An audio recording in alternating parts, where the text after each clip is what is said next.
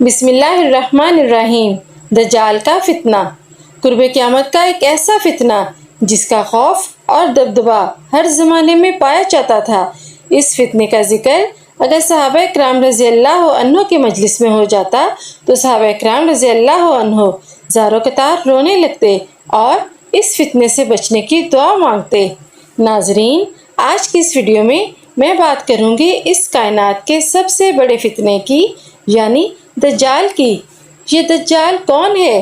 دجال حقیقت میں کس شخصیت کا نام ہے؟ دجال کی پیدائش کب اور کیسے ہوئی؟ اور دجال کے ماں باپ کون ہیں؟ اور کیا حضور اکرم صلی اللہ علیہ وسلم کے زمانے میں بھی دجال موجود تھا؟ دجال اس وقت کہاں ہے اور اس دنیا میں کب ظاہر ہوگا؟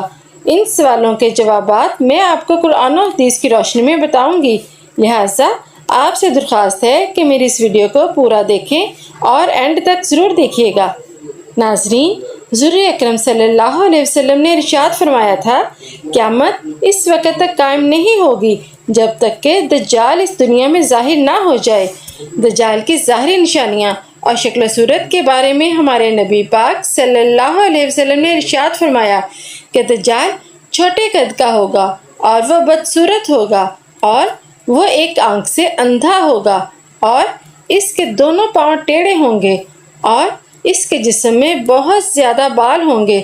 اس کے سر کے بال گھنگریالے ہوں گے اور اس کا رنگ سرخ یا گندمی مائل ہوگا اور اس کی طوطے کی چونچ اور اس کی ناک طوطے کی چونچ جیسی ہوگی۔ اور دجال کی سب سے واضح نشانی یہ ہوگی کہ اس کے ماتھے پر کاف، فے اور رے لکھا ہوگا، جس کو ہر مسلمان پڑھ لے گا، چاہے وہ پڑھا لکھا ہو یا ان پڑھ ہو، لیکن کافر اور فاسق لوگ اس کو نہ پڑھ سکیں گے۔ ناظرین، دجال جب دنیا میں ظاہر ہوگا تو لوگوں کے سامنے وہ پرہیزگار بن کر رہے گا تاکہ زیادہ سے زیادہ لوگ اس کی پیروی کریں، لیکن اندر سے وہ کافروں کی طرح ظالم ہوگا۔ دجال پہلے نبوت کا دعویٰ کرے گا، جب اس کے ماننے والوں کی تعداد بڑھ جائے گی تو اس کے بعد یہ خدائی کا دعویٰ کر دے گا۔ دجال ایک بہت بڑی سواری پر سوار ہو کر پوری روئے زمین پر گردش کرے گا۔ وہ سواری اتنی بڑی ہوگی کہ اس کی آنکھوں کا درمیانی فاصلہ 40 گز ہوگا۔ دجال کے پاس بے شمار طاقت اور بے شمار دولت کے خزانے ہوں گے۔ اس روئے زمین کی زیادہ تر نہروں پر اس کا قبضہ ہوگا اور اس کے اجازت کے بغیر کوئی بھی پانی نہ پی سکے گا۔ یہ لوگوں کو گمراہ کرنے کے لیے طرح طرح کی شعدہ بازیاں دکھائے گا۔ یہ آسمان کو حکم دے گا تو وہ بارش برسائے گا۔ یہ زمین کو حکم دے گا تو وہ سبزہ اگائے گی۔ اس وقت دجال اپنے آپ کو خدا کہے گا۔ وہ لوگ جو اس کے پیروکار بن جائیں گے ان کو یہ مالا مال کر دے گا اور وہ لوگ عیش و عشرت کی زندگی گزاریں گے، اور جو لوگ اس کو خدا ماننے سے انکار کر دیں گے یہ ان کو قتل کر دے گا۔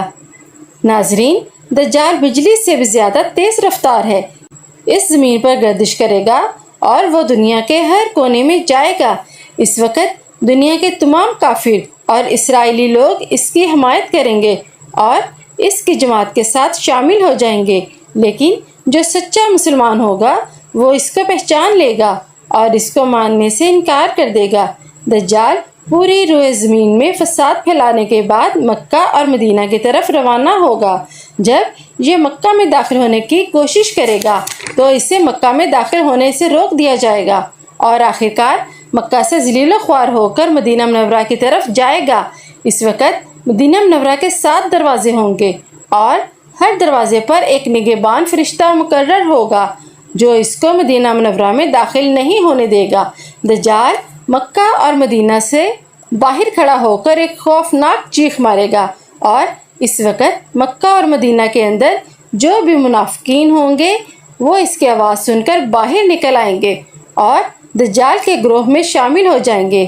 ناظرین، دجال 40 دن تک اس دنیا میں رہے گا اور آخرکار امام مہدی اور حضرت عیسیٰ علیہ السلام کے ساتھ اس کا مقابلہ ہوگا۔ دجال کا لشکر دنیاوی اعتبار سے مسلمانوں سے زیادہ مضبوط اور طاقتور ہوگا۔ اس وقت مسلمان اور دجالی لشکر کے درمیان ایک بہت بڑی جنگ ہوگی۔ اس جنگ کے اندر دجالی ہار جائیں گے اور دجال کے لشکر کو بری طرح ہار کا سامنا کرنا پڑے گا۔ اس وقت دجال حضرت عیسیٰ علیہ السلام سے ڈرتے ہوئے فلسطین کی طرف بھاگے گا اور حضرت عیسیٰ علیہ السلام اس کا پیچھا کرتے ہوئے اس کو مقام لد پر پکڑ لیں گے اور اللہ تبارک تعالیٰ کے حکم سے دجال کو قتل کر دیں گے۔ ناظرین، اب بات کرتے ہیں کہ دجال کون ہے اور اس کے ماں باپ کون ہیں۔ دجال کی پیدائش کے متعلق مختلف روایات ملتی ہیں، جیسا کہ نبی پاک صلی اللہ علیہ وسلم کے دور کی بات ہے، جب مسلمان مکہ سے مدینہ کی طرف ہجرت کر رہے تھے کہ انہی دنوں میں مدینہ کے اندر ایک یہودی عورت نے ایک بچے کا جنم دیا جو کہ پیدائشی کانا تھا۔ پیدائش کے اعتبار سے یہ بچہ بہت عجیب و غریب تھا۔ بچپن میں یہ بچہ مدینے میں بچوں کے ساتھ کھیلا کرتا تھا۔ آہستہ آہستہ یہ بچہ مدینے کے اندر مشہور ہونے لگا اور مدینے کے اندر اس نے اپنے اوپر وحی آنے کا دعویٰ کر دیا۔ یہ بچہ لوگوں کے ساتھ عجیب و غریب اور پراسرار باتیں کرنے لگا۔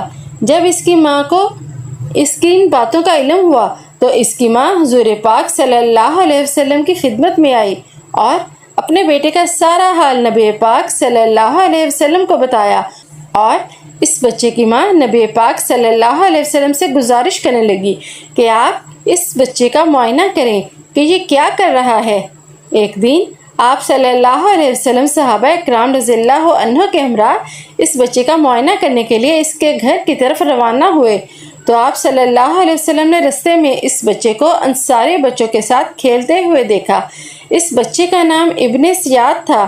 اس وقت آپ صلی اللہ علیہ وسلم کے ساتھ عمر بن خطاب رضی اللہ عنہ اور دیگر صحابہ اکرام رضی اللہ عنہ بھی موجود تھے۔ اس وقت ابن سیاد بلوغت کے قریب تھا اور اس وقت وہ جوان نہیں ہوا تھا۔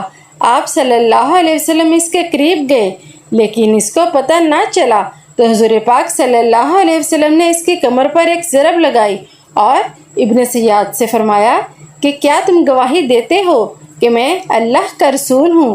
تو ابن سیاد نے آپ صلی اللہ علیہ وسلم کی طرف دیکھا اور کہا کہ میں گواہی دیتا ہوں کہ آپ اللہ کے رسول ہیں۔ پھر ابن سیاد نے حضرت محمد صلی اللہ علیہ وسلم سے کہا کہ کیا آپ گواہی دیتے ہیں کہ میں اللہ کا رسول ہوں؟ تو آپ صلی اللہ علیہ وسلم نے ابن سیاد کو چھوڑ دیا اور فرمایا کہ میں اللہ اور اس کے رسولوں پر ایمان لایا۔ اس کے بعد حضرت محمد صلی اللہ علیہ وسلم نے ابن سیاد سے پوچھا کہ تو کیا دیکھتا ہے؟ تو ابن سیاد نے کہا کہ میں سمندر پر عرش دیکھتا ہوں۔ تو اس وقت آپ صلی اللہ علیہ وسلم نے ارشاد فرمایا تو وہ ابلیس کی چال ہے۔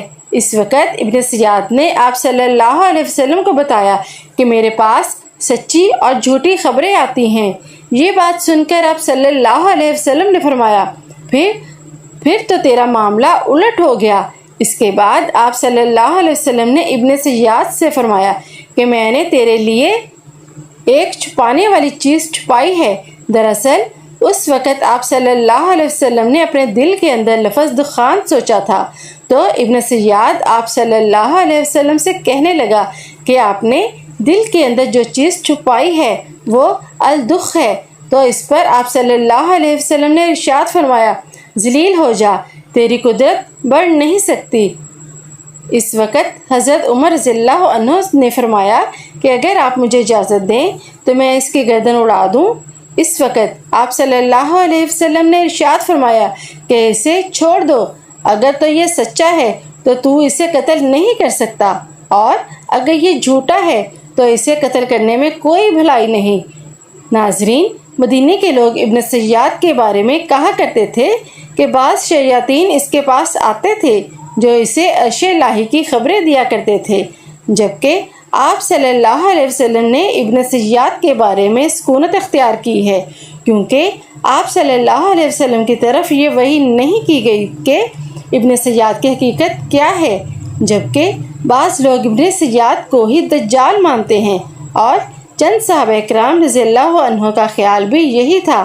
اور ایک دوسری روایت میں ملتا ہے کہ حضرت عمر رضی اللہ عنہ آپ صلی اللہ علیہ وسلم کے سامنے ابن سیاد کو دجال کہا کرتے تھے، لیکن आप सल्लल्लाहु अलैहि वसल्लम ना ही इस बात का इकरार करते और ना ही इनकार करते थे।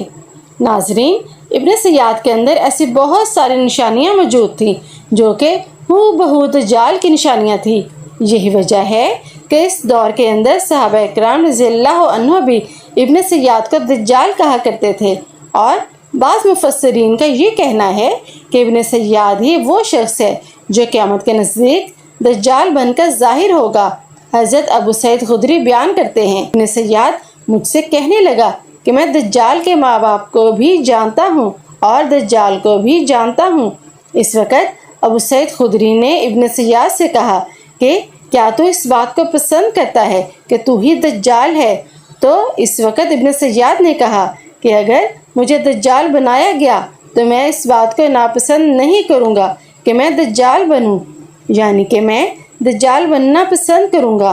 नाजरीन, बाद मुफस्सिरीन का कहना है कि इब्न सय्याद दज्जाल नहीं है कि ये बाद में आप सल्लल्लाहु अलैहि वसल्लम पर ईमान ले आया था, बल्कि दज्जाल हज़रत सुलेमान रज़ियल्लाहु अन्हु के दौर में जिन्नात और इंसानों के मिलाप से पैदा हुआ था और इसके माँ बाप को कत्ल कर दिया गया था और दज्जाल को एक जजीरे के अंदर कैद कर दिया गया और इंसानों और जिन्नात के मिलाप से पैदा होने वाला बच्चा यानी कि दज्जाल आज भी इस जजीरे पर कैद है और इसके साथ साथ शैतान उसको वहीं हर बात की खबर देते हैं।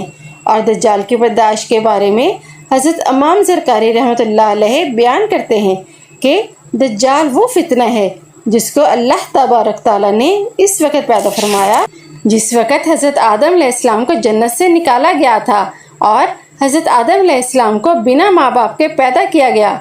दोस्तों, हकीकत तो ये है कि दज्जाल क़यामत के करीब ज़ाहिर होगा। इसकी जो जो निशानियाँ होंगी वो आप सल्लल्लाहु अलैहि वसल्लम की अहादीस में वाज़िह तौर पर मिल जाती हैं, लेकिन ये दज्जाल कहाँ है और ये कहाँ से आया और ये कैसे पैदा हुआ और इसके माँ बाप हकीकी तौर पर कौन हैं, इसके बारे में किसी को कोई इल्म नहीं है। इसका इल्म सिर्फ अल्लाह तबारक ताला की ज़ात के पास है। अल्लाह ताला ही बेहतर जानता है कि दज्जाल हकीकत में कौन है और वो कैसे पैदा हुआ। और अल्लाह तबारक ताला से दुआ है कि अल्लाह पाक अपने प्यारे हबीब हज़रत मोहम्मद सल्लल्लाहु अलैहि वसल्लम के सदक़े हम सब को दज्जाल के फितने से बचाए रखे और ईमान की सलामती के साथ हमें ज़िंदगी गुजारना और वरना नसीब फरमाए, आमीन। तो दोस्तों, कैसी लगी आपको आज की ये वीडियो? अगर अच्छी लगी हो तो वीडियो को लाइक कर दें और साथ में प्यारा सा कमेंट कर दें और ऐसी इस्लामी वीडियोस देखने के लिए मेरे चैनल को सब्सक्राइब करें। तो मिलते हैं दूसरी वीडियो में, तब तक के लिए अल्लाह हाफिज़। दुआ में याद रखिएगा और वीडियो देखने के लिए बहुत बहुत शुक्रिया।